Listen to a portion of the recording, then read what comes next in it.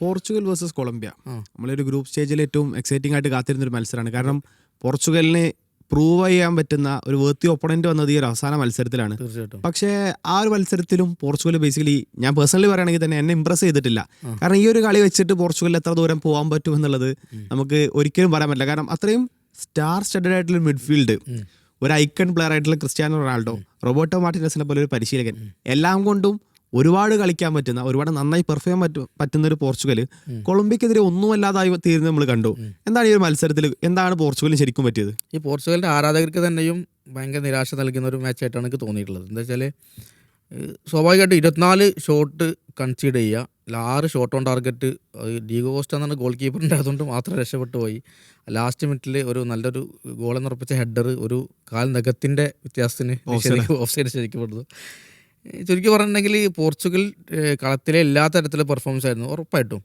അതായത് ഇതൊരു ടാക്ടിക്കൽ ബാറ്റിലിൻ്റെ ആസ്പെക്റ്റിൽ നോക്കുമ്പോൾ, ഒരു ടാക്ടിക്കൽ യുദ്ധത്തിൻ്റെ കാര്യം നോക്കുമ്പോൾ തീർച്ചയായിട്ടും ഈ റോബർട്ടോ മാർട്ടിനസ് എന്ന് പറയുന്ന ഒരു യൂറോപ്യൻ മാനേജറും പിന്നെ നെസ്റ്റർ ലോറൻസോ എന്ന് പറയുന്ന പിന്നെ ലാറ്റിൻ അമേരിക്കൻ ഒരു തന്ത്രജ്ഞൻ തമ്മിലുള്ളൊരു ബാറ്റിലായിരുന്നു. അതിൽ ഈ ലോറൻസോൻ്റെ പ്രത്യേകത തന്നെ പുള്ളി ഹോസെ പെക്കർമാൻ, നമ്മൾ പഴയ അർജൻറ്റീനയുടെ കോച്ച് ഉണ്ടല്ലോ, മുമ്പ് 2006 നമ്മളെപ്പോഴും പറയാറുള്ള പിന്നെ റിക്വൽമെ ബ്ലണ്ടറിൻ്റെ അദ്ദേഹം 2018 കൊളംബിയ മാച്ച് പരിശീലിപ്പിച്ച മാനേജറായിരുന്നു.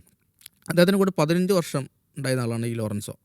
അപ്പോൾ അതേ ശൈലി എന്ന് പറഞ്ഞാൽ പിന്നെ അറ്റാക്കിംഗ് ഫുട്ബോൾ എന്ന് പറഞ്ഞാൽ അറ്റാക്കിംഗ് ഫുട്ബോളാണ്, ഹൃദയം കൊണ്ട് കളിക്കുക എന്ന് പറയുന്ന ആ ശൈലിൻ്റെ ആശാനാണ്. പോർച്ചുഗൽ നമുക്കറിയാം പല പ്രശ്നങ്ങളുണ്ട്. നമ്മൾ കഴിഞ്ഞ മാച്ചിൽ ഉസ്ബെക്കിസ്ഥാനെതിരെ മാച്ചിൽ പോർച്ചുഗൽ ഒരു കംബാക്ക് നടത്തിയെങ്കിലും ആ ടീമിനകത്തുള്ള കുറേ പ്രശ്നങ്ങൾ ഓൾറെഡി ഉണ്ട്. അതിനേക്കാൾ ആ ടാക്ടിക്സിൻ്റെ പ്രശ്നമുണ്ട്. കാരണം പിന്നെ നല്ല കളിക്കാർ, പിന്നെ ഫസി പറഞ്ഞ പോലെ ബ്രൂണോ ഫെർണാണ്ടസ് ആയാലും ബെർണാഡോ സിൽവ ആയാലും വിറ്റിഞ്ഞ ആയാലും എന്താ പറയുക ജാവനോസ് ആയാലും, ഇനി ബാക്ക് ലൈൻ നോക്കിയെങ്കിൽ അവിടെയും ക്രിസ്ത്യാനോ റൊണാൾഡോ ഉണ്ട്, പിന്നെ റാഫേൽ ലിയാവോ, ഇതേപോലെ ബെഞ്ചിലിരിക്കുന്ന നമ്മുടെ ഗോൺസാലോ റാമോസ്, ഇങ്ങനെ ഒരു സ്റ്റാർ സ്റ്റഡഡ് ടീമാണ്. പക്ഷേ ഈ കളിക്കാർ തമ്മിലുള്ള ഒരു താളൈക്യം, ഒരു മാനസിക ഐക്യം കൊണ്ടുവരാനും ആ തരത്തിലൊരു അത് കളിയെ സന്നിവേശിപ്പിക്കാനും കഴിഞ്ഞില്ല മാർട്ടിനസ് എന്നുള്ളതാണ് എനിക്കൊരു വിമർശനമായിട്ട് പറയാനുള്ളത്. അതാണ് ആക്ച്വലി മൈതാനത്ത് കാണുകയും ചെയ്തു.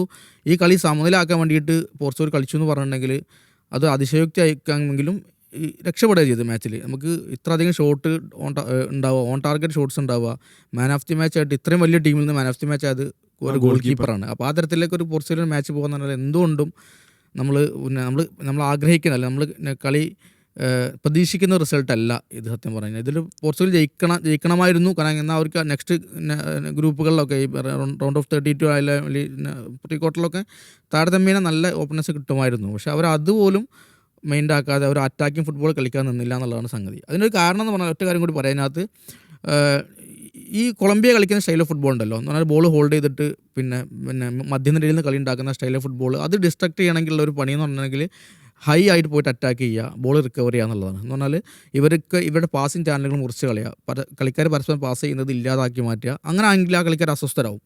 ആ തരത്തിലുള്ള ഒരു അറ്റാക്കിംഗ് ഫുട്ബോളാണ് കളിക്കേണ്ടത്. പക്ഷേ ദൗർഭാഗ്യവശാൽ പോർച്ചുഗൽ അങ്ങനെ ഒരു മൂവ്മെൻറ്റ് കണ്ടതേ ഇല്ല. അവർ ഹൈ ആയിട്ട് കളിക്കുന്നത് കണ്ടതേ ഇല്ല. അവരെ മിഡ്ഫീൽഡർമാർ പന്ത് കാലുണ്ടാവും മാത്രം കളിക്കുക, അല്ലാത്തപ്പോൾ റിട്രീറ്റ് ചെയ്ത് കളിക്കുന്നൊരു വളരെ എന്താ പറയുക, ഒരു അത്ര നല്ലതല്ലാത്തൊരു കളിയാണ് കണ്ടിട്ടുള്ളത്. ഇപ്പോൾ നമ്മൾ ഓരോ വേൾഡ് കപ്പിൽ ഓരോ ടീമിനെ അനലൈസ് ചെയ്യുമ്പോൾ നല്ല ഗോൾ കീപ്പർമാരുള്ളൊരു ടീം, നല്ല ഡിഫൻഡേഴ്സുള്ള ടീം, നല്ല മിഡ്ഫീൽഡ്, നല്ല അറ്റാക്ക്, അങ്ങനെ ക്ലാസ് ചെയ്യുമ്പോൾ നല്ല മിഡ്ഫീൽഡേഴ്സ് ഉള്ളൊരു ടീമായിട്ട് നമ്മൾ പോർച്ചുഗലിന് ഈ വർഷം ക്ലാസ് ചെയ്തിട്ടുണ്ട്. അതിൽ തന്നെ ആ ടീമുകളിലും നല്ല മിഡ്ഫീൽഡേഴ്സ് ഉള്ള ടീമിൽ റാങ്ക് 1 ഒരു പക്ഷേ എല്ലാവരും കൊടുത്തത് പോർച്ചുഗലാണ്. കാരണം ആ ഒരു 3 പ്ലേയേഴ്സ് എന്ന് പറഞ്ഞു കഴിഞ്ഞാൽ ഒരു വലിയൊരു കോറാണ്, ആ ടീമിൻ്റെ ഒരു കോറാണ്. പക്ഷേ ഈ ഒരു ടീമിൽ ഈ ഒരു മിഡ്ഫീൽഡിന് ഈ ഒരു വേൾഡ് കപ്പിൽ ഒരിക്കലും ഒരു ഫാനിനെ ഇംപ്രസ് ചെയ്യാൻ പറ്റില്ല. നമ്മൾ ഉസ്ബെക്കിസ്ഥാനെതിരെ മത്സരം എടുക്കുമ്പോൾ ഉസ്ബെക്കിസ്ഥാന്റെ സ്റ്റൈൽ ഓഫ് ഫുട്ബോളിൽ വെച്ചിട്ട് അല്ലെങ്കിൽ അവർ കളിച്ചൊരു പെർഫോമൻസ് വെച്ചിട്ട് 5 അല്ല ചിലപ്പോൾ 6 or 7 ഒക്കെ അടിച്ചേനെ.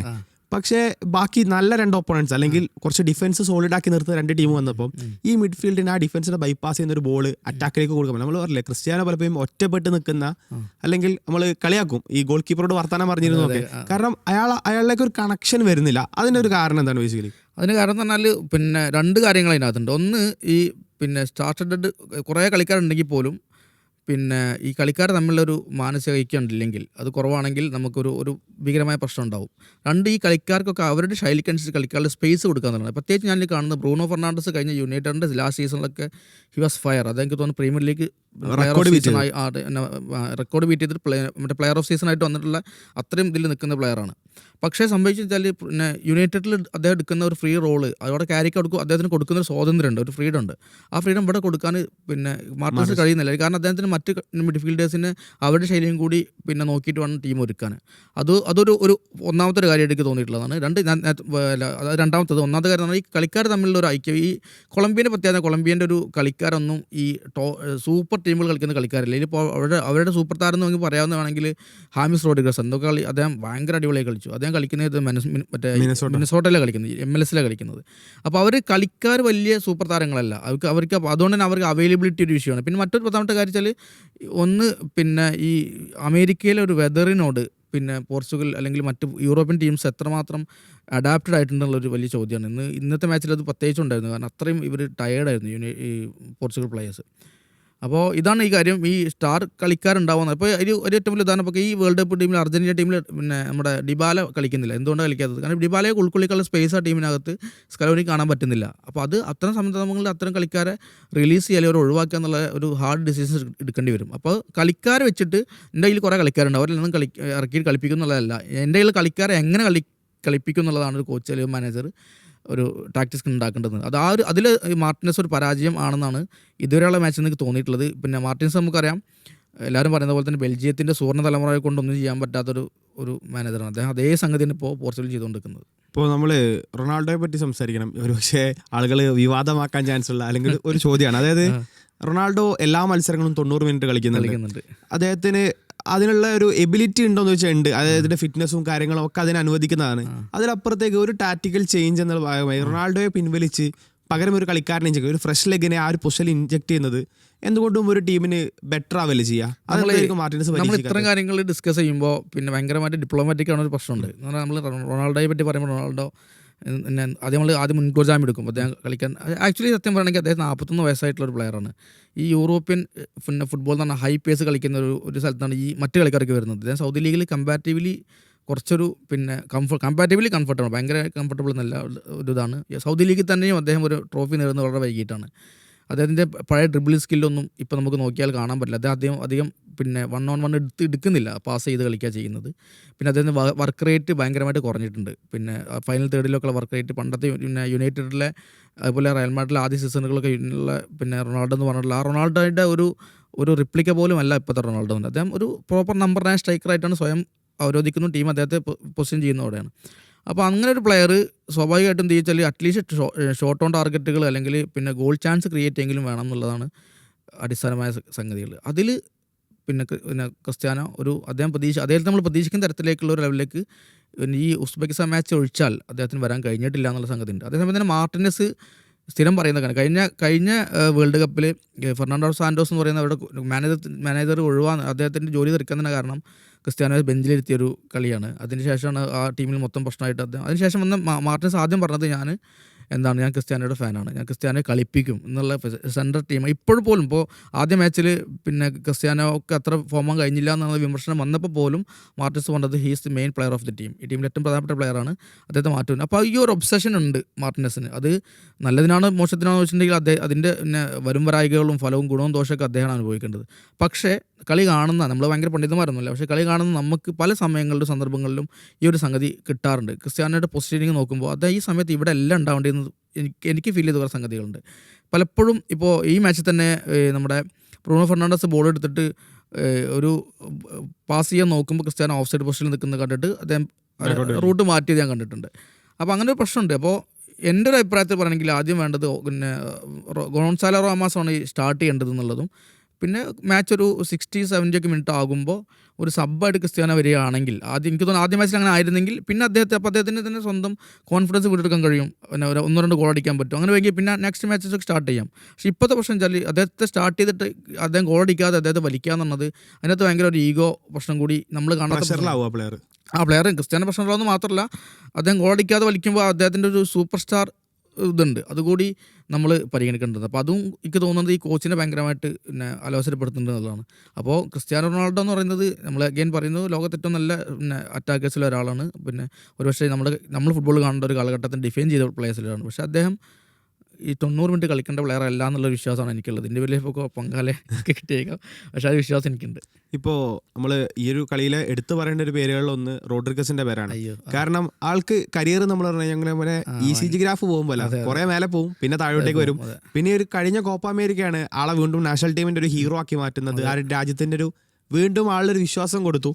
ഇന്നലത്തെ മത്സരത്തിൽ റോഡ്രിഗസിന്റെ പെർഫോമൻസ് നമുക്ക് എങ്ങനെ പറയാം? സാധ്യം തന്നെ 34 വയസ്സുണ്ട് ചങ്ങായിക്ക്. 34 വയസ്സെന്ന് പറഞ്ഞിട്ടുണ്ടെങ്കിൽ ഒരു പ്ലെയറുടെ പിന്നെ നല്ല പ്രായമൊക്കെ തന്നെയാണ്. പക്ഷേ ഒരു ടോപ്പ് ലെവൽ റയൽ മാഡ്രിഡ് കളിച്ച പ്ലെയറാണ് ഹാമിസ് എന്ന് പറഞ്ഞാൽ. റയലിൽ കളിച്ചൊരു കളിക്കാർ ഇപ്പോൾ അമേരിക്കൻ ലീഗിലെ മിനസോട്ടയിൽ കളിക്കുന്ന ആ ലെവലിലേക്ക് അദ്ദേഹത്തിൻ്റെ കരിയർ പറ്റ താഴോട്ട് വന്നിട്ടുണ്ട്.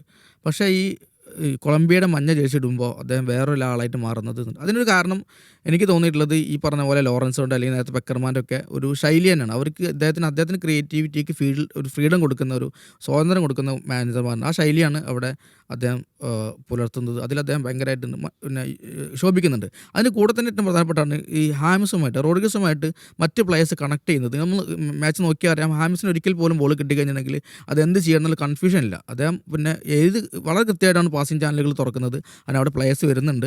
അത് 360 ഡിഗ്രിയിൽ എല്ലാ ഭാഗത്തും പ്ലേയേഴ്സ് വരുന്നുണ്ട്, കൃത്യമായിട്ടും കൊടുത്തു വാങ്ങുന്നുണ്ട്.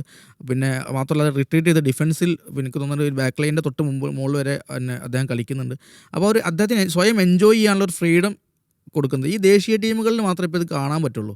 അല്ലാതെ നമ്മൾ ഈ ഇങ്ങനത്തെ ഒരു ഫ്രീഡം ഉള്ള കളിക്കാർ ഈ ക്ലബ്ബിൽ മിക്കവാറും കോച്ചുമാരുടെ കൃത്യമായ ടാക്ടിക്സും കാര്യങ്ങളും അതിനകത്ത് നിൽക്കേണ്ടി വരും.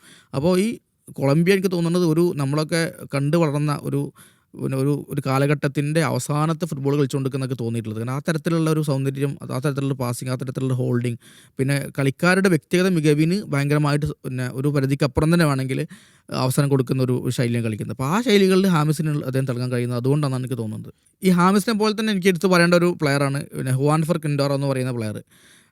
ഇന്നത്തെ മാച്ചിൽ ഹാമിസിൻ്റെ പകരം വന്ന പ്ലെയറാണ് കിൻഡോറോ പറഞ്ഞ പോലെ അദ്ദേഹം കരിയറിൻ്റെ അവസാന വേൾഡ് കപ്പ് കളിക്കുന്നത് റിക്വൽമിയുടെ ഒരു പിൻഗാമി എന്നൊക്കെ പറയാൻ തരത്തിൽ ആ തരത്തിൽ ഫുട്ബോൾ കളിക്കുന്ന ആളാണ് കിൻഡോറോ. അപ്പോൾ കിൻഡോറാണ് ഇന്ന് ആ ഗോളിൽ ആ വിവാദമായ ഒരു ഹെഡറിന് ആ ക്രോസ് കൊടുത്തത്. ഇതിന് മുമ്പ് അദ്ദേഹം ക്രോസ് കൊടുത്തിരുന്നു, അത് കണക്ട് ചെയ്ത പോവുക ചെയ്തിട്ടുള്ളത്. കിൻഡോറി പറഞ്ഞ പോലെ അദ്ദേഹം ഈ പിന്നെ എന്താ പറയുക ഈ യൂറോപ്പിലൊക്കെ FC പോർട്ടോയിലൊക്കെ കളിച്ചിട്ടുണ്ടെന്നല്ലാതെ വലിയ ക്ലബ്ബിലൊന്നും കളിച്ചിട്ടില്ല. പക്ഷേ ഇതിലേക്ക് വരുമ്പോൾ ഈ കൊളംബിയയ്ക്ക് വരുമ്പോൾ അദ്ദേഹം ഷൈൻ ചെയ്യുന്നത് ആ സ്റ്റൈൽ ഓഫ് ഫുട്ബോളിന് അവർ യോജിക്കുന്നുള്ളതാണ്. അപ്പോൾ ആ ഒരു അവസരം കൊടുക്കുന്നു. ഹാമിസിനായാലും കിൻഡോറൊക്കെയായാലും മറ്റ് പ്ലേയേഴ്സിനായാലും. ഹുവാൻ കോർട്ടോയുടെ നമുക്കറിയാം, നേരത്തെ ഇപ്പോൾ ടീമിലില്ല. കോർട്ടോയുടെ പോലും പിന്നെ ആ ലെവലിൽ കളിക്കുന്നുണ്ട്. ഇപ്പോൾ നമ്മുടെ ഈ ലൂയിസ് ഡിയാസ് അദ്ദേഹം കളിക്കുന്നുണ്ട്. ഈ തരത്തിലുള്ള പ്ലേയേഴ്സിനൊക്കെ അവരുടെ ഒരു പേഴ്സണൽ ഫ്രീഡം കൊടുക്കുന്ന ഒരു സിസ്റ്റമാണ് കൊളംബിയയ്ക്കുള്ളത്. അതിൻ്റെ ഒരു മെച്ചമായിട്ടാണ് ഞാനിതിൽ കാണുന്നത്.